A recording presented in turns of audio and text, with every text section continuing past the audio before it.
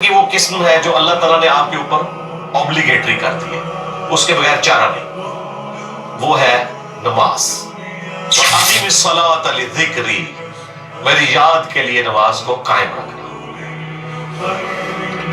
اس کو ٹچ میں بخاری مسلم میں حدیث ہے، نبی الاسلام ایک سفر میں تھے، رات کو مشورہ کیا کہ فجر نماز پڑھ کے ہی سوئیں گے اب سفر میں۔ کچھ اصحاب نے کہا کہ نہیں یا رسول اللہ تھوڑا سا آرام کر لیتے ہیں، ایک آدھ بندے کی ڈیوٹی لگا دیں وہ ہمیں جگا دے گا۔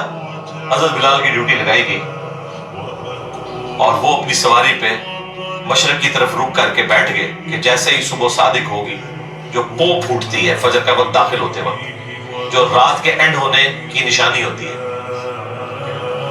تو وہ باقیوں کو جگائیں گے، بس وہ بھی سو گئے۔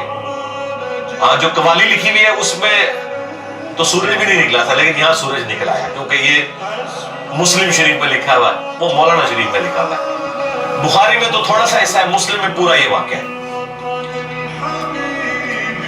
سب سے پہلے نبی الاسلام کی آنکھ کھلی اور سورج بلند ہو چکا ہے۔ آپ الاسلام نے کہا سب سے پہلے تو یہاں سے اٹھو نا، اس علاقے میں شیطان کا غلبہ ہے جس کی وجہ سے یہ سب کچھ ہوا، آگے چل کے پڑاؤ کرتے ہیں۔ آگے جا کے پڑاؤ کیا، نبی الاسلام نے اپنے مؤذن کو بلا کے پوچھا کہ بھئی تیری ڈیوٹی لگائی تھی، آگے دیکھیں اس نے اسٹریٹ فارورڈ جواب دیا، کوئی گستاخی نہیں۔ اس نے کہا یا رسول اللہ جس طرح آپ کو نیند آ گئی مجھے بھی آ گئی، ادھر تو بڑی گستاخی یہ شمار کیا جائے گا۔ نبی الاسلام نے کوئی نہیں ڈانٹا، بالکل نیچرل چیز ہے۔ اس زمانے میں اگر کوئی الارم ہوتا تو پھر ایسا ہوتا بھی نہ۔ یہ تو دیکھیں ہم کتنی سہولت میں، بھلے رات کو 12-1 بجے بھی سوئے نا تو الارم لگایا ہوتا ہے، یقین ہوتا ہے کہ اس الارم کی آواز میں اٹھ جائیں گے، ورنہ اگلے زمانوں میں جب الارم نہیں تھے تو لوگ تو پوری رات پتہ نہیں کتنی دفعہ کروٹ لیتے ہوں گے کہ کہیں فجر ہی نہ قضا ہو جائے۔ تو ہماری زندگی کتنی آسان ہو گئی ہے اس کی وجہ سے۔ پھر نبی الاسلام نے اذان دلوائی اور سورج بلند ہے، اور صحابہ اکرام کہتے ہیں فجر کی نماز آپ نے جماعت سے پڑھائی، سورج نکلی ہوئی حالت۔ سلام پھیرنے کے بعد آپ نے فرمایا کہ اگر کوئی شخص سویا رہ جائے یا بھول جائے تو جیسے ہی اسے یاد ہے، جیسے ہی اس کی آنکھ کھلے وہ والی نماز پڑھ لے، اس کے لیے وہی اس نماز کا ٹائم ہے، اس کے لیے۔ اس کو روٹین نہیں بنانی، اور تسلی بھی یہ دے دی کہ ٹینشن بھی نہیں لینی۔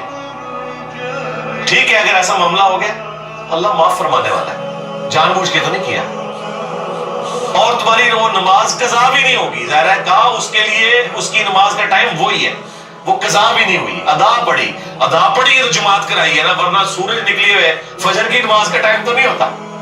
اور پھر آپ نے اینڈ پہ قرآن کی آیت تلاوت کی، سورہ طٰہٰ کی، وَأَقِمِ الصَّلَاةَ لِذِكْرِي، میری یاد کے لیے نماز کو قائم رکھ۔ یعنی یہ نماز وہ چیز ہے جو اللہ کی یاد کو قائم رکھنے والی چیز ہے۔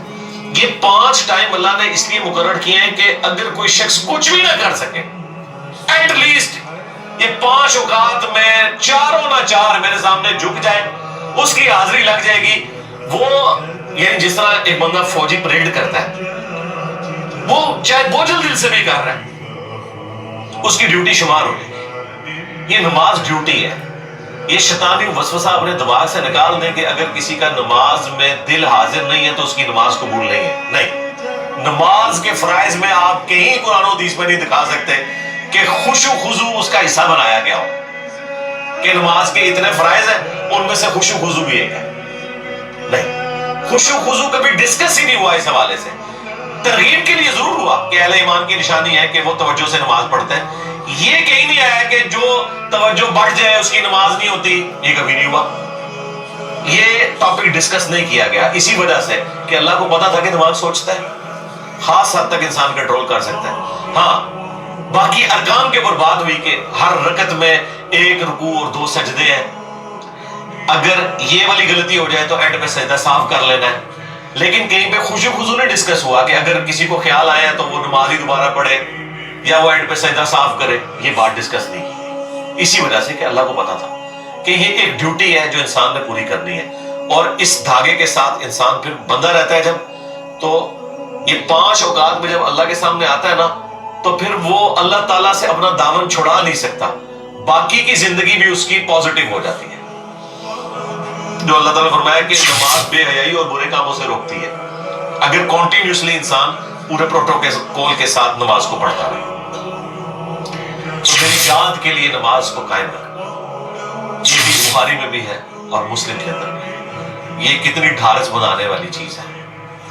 تو یہ وہ ذکر کی فارم ہے جو اللہ تعالیٰ نے اوبلیگیٹری رکھ لی.